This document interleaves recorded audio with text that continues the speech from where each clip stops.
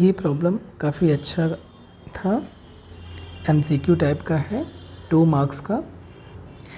यहाँ पर देखिए दिया हुआ है for n belongs to natural number define xn and yn by this respectively, then which one of the following is true.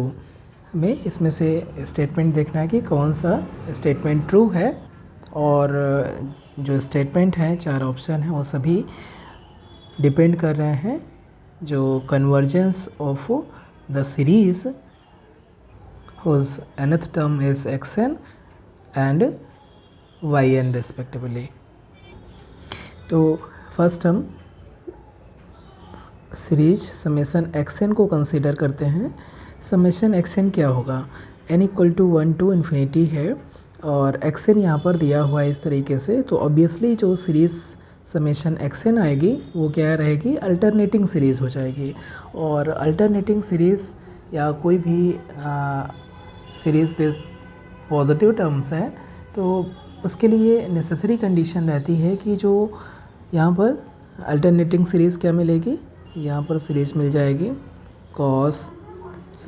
First term है minus cos 1/1 plus cos 1/2 minus cos 1/3 plus cos 1/4 something this. तो जो इसका nth term है without sign अगर हम लेंगे तो cos 1/n आएगा, और इसकी लिमिट क्या होना चाहिए, limit n tends to infinity पर ये लिमिट क्या होना चाहिए, दिस मस्ट बी 0, लेकिन n टेंस टू इन्फिनिटी पर ये क्या आ जाएगा, cos 0 पर जाएगा। cos 0 की वैल्यू 1 होती है और ये 0 के बराबर नहीं है, इसलिए जो सीरीज समेशन xn होगी ये अल्टरनेटिंग सीरीज चूँकि नेसेसरी कंडीशन को सेटिस्फाई कर ही नहीं रहा है, इसकी वजह से ये जो सीरीज़ होगी वो कन्वर्जेंट नहीं होगी। तो summation xn does not converse, क्योंकि नेसेसरी कंडीशन सेटिस्फाई नहीं करेगी इसलिए कन्वर्स नहीं करेगी। इसलिए ऑप्शन नंबर ए और ऑप्शन नंबर सी ये तो करेक्ट नहीं हो सकता है।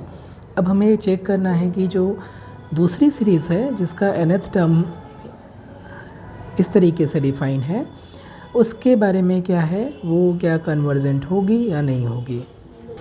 तो इसके लिए हम कंपैरिजन टेस्ट लगाएंगे। देखिए yn क्या है, यहाँ पर yn डिफाइंड है, yn इक्वल टू है summation k equal to 1 to n 1/n plus k, इसे हम रखेंगे वैल्यू रखें तो 1/n plus 1, k equal to 1 रखेंगे, k इक्वल टू 2 रखेंगे तो 1/n plus 2 plus up to 1/n plus n के बराबर है nth टर्म। अब इसमें से यहाँ पर कितने टर्म हैं, टोटल n टर्म्स हैं और इसमें सबसे जो छोटा टर्म है वो लास्ट टर्म है 1/n प्लस n, ये सबसे छोटा टर्म है। तो ये जो yn की वैल्यू है वो strictly greater than 1/n plus n plus 1/n plus n plus up to 1/n plus n हो जाएगा, क्योंकि हर एक टर्म अगर इसमें हम कितने टर्म ले रहे हैं, अगेन n टर्म्स ले रहे हैं, चूँकि सबसे छोटा वाला टर्म 1/n प्लस 1 है, 1/n प्लस n है, तो n times 1/n plus n हम लिख रहे हैं। तो हर एक टर्म यहाँ पर जैसे ये फर्स्ट टर्म है 1/n प्लस 1 है, ये ग्रेटर है 1/n प्लस n से, 1/n प्लस 2 अगेन ग्रेटर है 1/n प्लस n से। इस तरह हर एक जो टर्म लिखा है yn में वो ग्रेटर और इक्वल है 1/n प्लस n से। सिर्फ आखिरी वाला टर्म यहाँ पर इक्वल है 1/n प्लस n से, बाकी सारे स्ट्रिक्टली ग्रेटर रहेंगे। और ये जो n टर्म है इसलिए इसकी जो सम की वैल्यू है n/n प्लस n यानी कि 1/2 हो जाएगी। इसलिए जो लिमिट है, limit n tends to infinity yn, ये क्या होगा, ग्रेटर और इक्वल 1/2 होगा, क्योंकि ये ट्रू है फॉर ऑल n।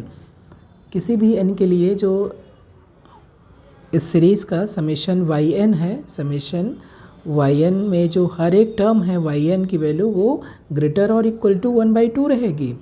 इसलिए जो nth टर्म की लिमिट है वो कभी भी 0 नहीं होगी, क्योंकि ये सीरीज़ विद पॉजिटिव टर्म है और उसके लिए नेसेसरी कंडीशन होती है कि जो nth टर्म की लिमिट है वो 0 होना चाहिए।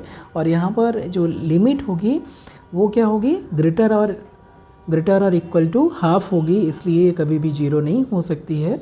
इसलिए जो सीरीज समेशन yn होगी ये भी कन्वर्स नहीं करेगी, इसलिए हमारा ऑप्शन नंबर डी करेक्ट हो जाएगा यहाँ पर।